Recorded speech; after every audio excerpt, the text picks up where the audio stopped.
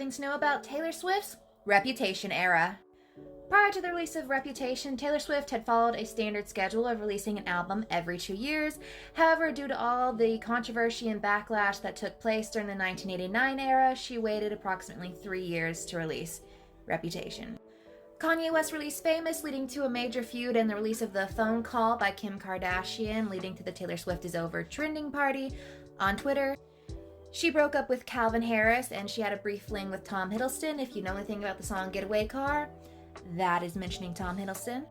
In Miss Americana, she also admitted to struggling with an eating disorder during this time period, as well as during the time period and release of Reputation, she was going through her sexual assault trial. She announced Reputation after blacking out all of her social media and internet presence, and the first single was Look What You Made Me Do, which was a response to the whole Kanye West situation, and she reclaimed the snake emoji, which had previously been used. Here's 5 things to know about Taylor Swift's song, Ready For It. This song was written with Martin and Shellback as well as Ali Payami. Sorry if I mispronounced that last name. During the break between 1989 and Reputation release, Taylor Swift met her former long-term boyfriend Joe Alwyn, and this is the first song on Reputation to mention him.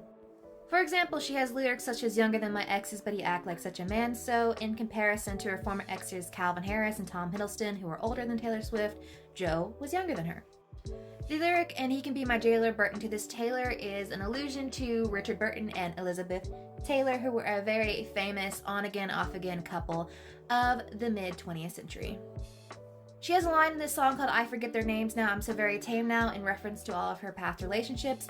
In Lover, which is the album after this, she has a song called "I Forgot That You Existed" that many people think is about Calvin Harris, a former ex, so these two could be calling back. Here's 5 things to know about Taylor Swift's Endgame.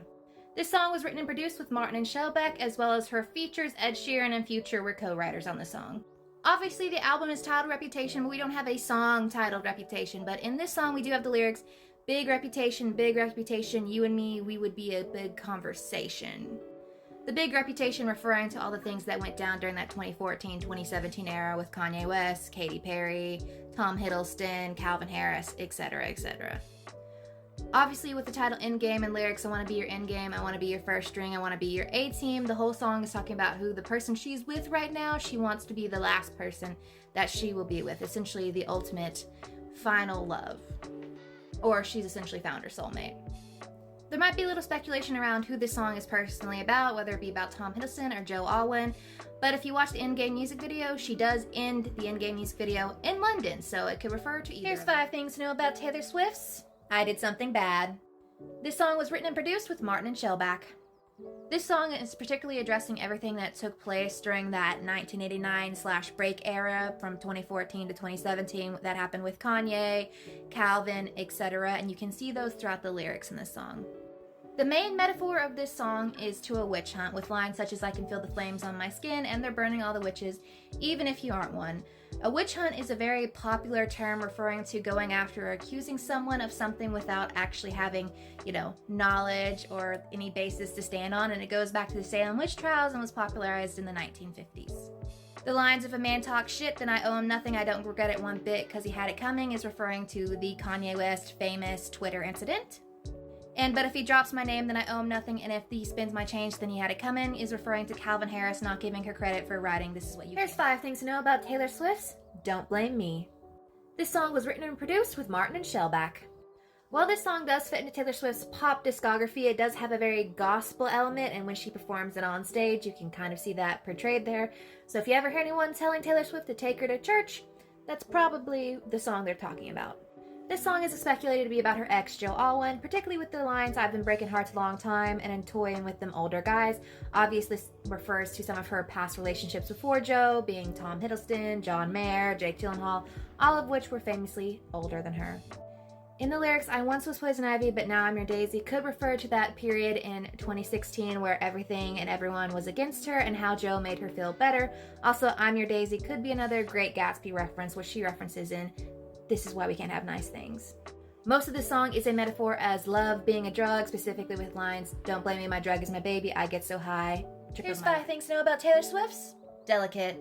This song was written and produced with Martin and Shellback. This is the second song to directly mention Taylor Swift's reputation with the lyrics, "This ain't for the best, my reputation's never been worse," obviously paying homage to the Tyler album, but also talking about that time period between 2014 and 2017. Many believe that this song is about her ex, Joe Alwyn, particularly with the lyrics such as "Dive Bar on the East Side, where you at?" Obviously, East Side, New York City, we know and love her. She talks about her Cornelia Street apartment, which she hang out with Joe a lot, which is in New York City. A dive bar is believed to be one of their first meetups or one of their first dates, or probably a metaphor for one of those things. And obviously in the Delicate music video, she ends the music video in a dive bar.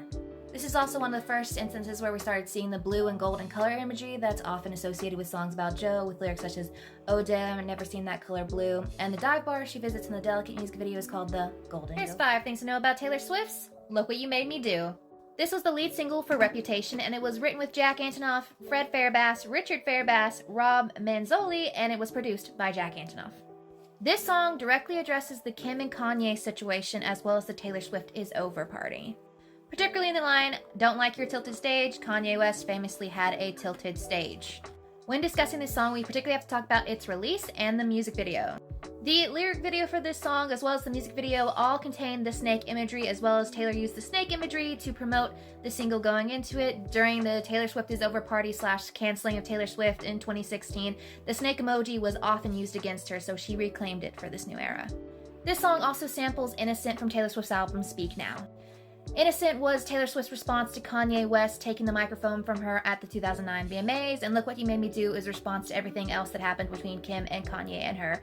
Here's 5 things to know about Taylor Swift's So It Goes. This song was written and produced with Martin and Shellback, as well as Oscar Goris.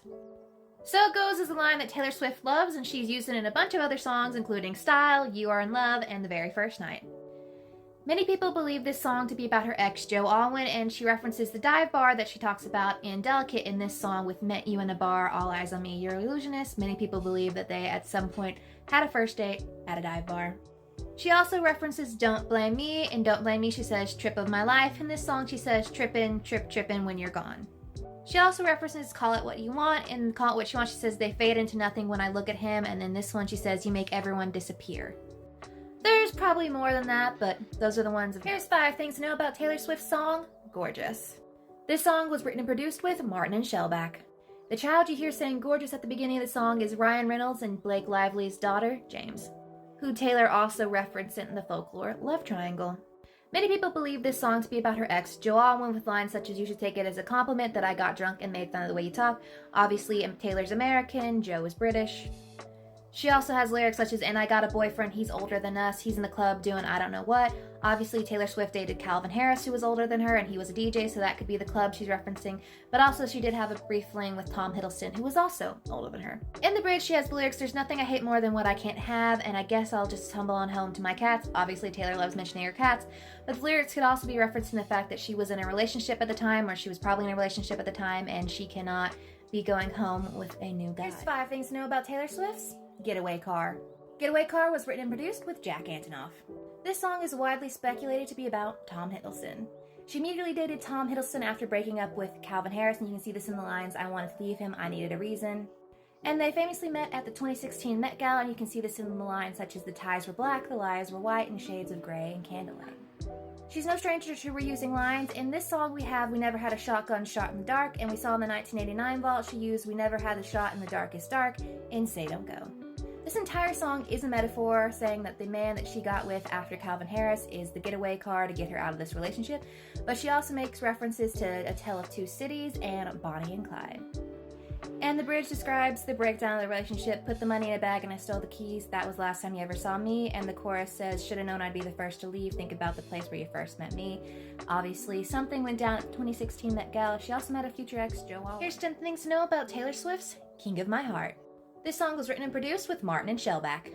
This song is widely speculated to be about her ex, Joe Alwyn, with lines such as "Salute to me, I'm your American queen." Obviously, he was British, she was American. In the lines, "'Cause all the boys in their expensive cars with the Range Rovers and the Jaguars," makes reference to her previous exes, Calvin Harris and Tom Hiddleston. For the majority of the start of the relationship with Joe Alwyn, she kept it a secret with lines such as "Your love is a secret, I'm hoping, dreaming, dying to keep," and she explores this more in the song "Cruel Summer," which I know blew up this year. In the bridge, she has the lyrics, "Is this the end of all the endings?" She could also be referencing the second track on the album, Endgame, which says, "I wanna be your endgame." Here's 5 things to know about Taylor Swift's song, Dancing with Our Hands Tied. This song was written and produced with Martin and Shellback as well as Oscar Holter. If you hear people talking about the acoustic version of Dancing with Our Hands Tied, rather than playing the more produced version for the Reputation tour, she played it acoustically, and a lot of people like this version over the originally produced version. To each their own. This song is speculated to be about her ex, Joe Alwyn, particularly in the lines, "Oh, 25 years old, oh, how were you to know?" Joe Alwyn was 25 when they both started dating. The whole concept and metaphor for Dancing with Our Hands Tied is talking about the whole publicity surrounding Taylor Swift's relationships and how no matter how much she wanted to keep this relationship from the public eye, it inevitably was going to be in it and going to be influenced by it. You can particularly see this demonstrated in the pre-chorus with lines, "People started talking, putting us through our paces. I knew there was no one in the world who could take it. I had a bad feeling." And lines, "I loved you in spite of deep fears that the world would divide." Here's 5 things to know about Taylor Swift's Dress. This song was written and produced with Jack Antonoff. Many speculate that this song is about her ex, Joe Alwyn, with lyrics such as "Our secret moments in a crowded room, they got no idea about me and you." Obviously, she's spoken on various songs, including Cruel Summer, about how the beginnings of their relationship was a secret, and the crowded room could refer to the 2016 Met Gala where they met. While it got wild and streams in 1989, of the first 6 albums that she released, this is probably the most sensual and sexually explicit song that Taylor Swift released during that time period, with lyrics such as, "Say my name and everything to stop, so I don't want you like a best friend, only bought this dress so you could take it off." In another song on this album, Dancing with Her Hands Tied, she talks a lot about the media perception of her relationship, and in this song she has lyrics such as, "Everyone thinks they know us, but they know nothing." Another reference to Joe Alwyn, "Flashback when you met me, your buzz cut and my hair bleached." In 2016, Taylor was in her famous Bleachella era, and Joe Alwyn was famous. Here's 5 things to know about Taylor Swift's This Is Why We Can't Have Nice Things. This song was written and produced with Jack Antonoff. This is essentially a song about the rise and fall of her reputation during the 1989 era. For example, lines such as "Feeling so Gatsby for that whole year" symbolizes the party and fun she had during the 1989-2014 era. Lyrics such as "So why'd you have to rain on my parade? I'm shaking my head and unlocking the gates." One refers to her not being seen for a whole year, her locking herself away after everything that went down, and also the person raining on her parade is most likely Kanye West. Another line possibly referring to Kanye West, "It was so nice being friends again. There I was giving you a second chance, but you stabbed me in the back while shaking my hand." Obviously, after the 2009 VMAs incidents, she and Kanye made up, and then, things happened. Obviously, in the chorus, she says, "Because forgiveness is a nice thing to do. I can't even say it with a straight face." Essentially, her laughing at the idea of forgiving Kanye or this person. Here's 5 things to know about Taylor Swift's Call It What You Want. This song was written and produced with Jack Antonoff. This song is rumored to be about her ex, Joe Alwyn, and it's essentially about her discovering or falling in love after going through a hard time. The lyrics, "My castle crumbles overnight, I brought a knife to a gunfight, they took the crown, but it's alright," essentially refers to the fall of her reputation during the 1989 era.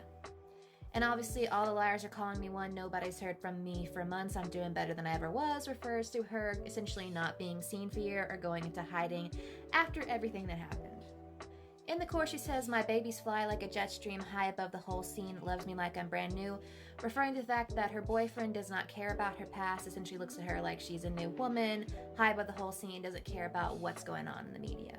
In the bridge, she says, "Not because he owns me, but because he really knows me," referring to the fact that the media likes to speculate a lot about her life and relationships, and he's the only one who actually gets to know. Here's 5 things to know about Taylor Swift's New Year's Day.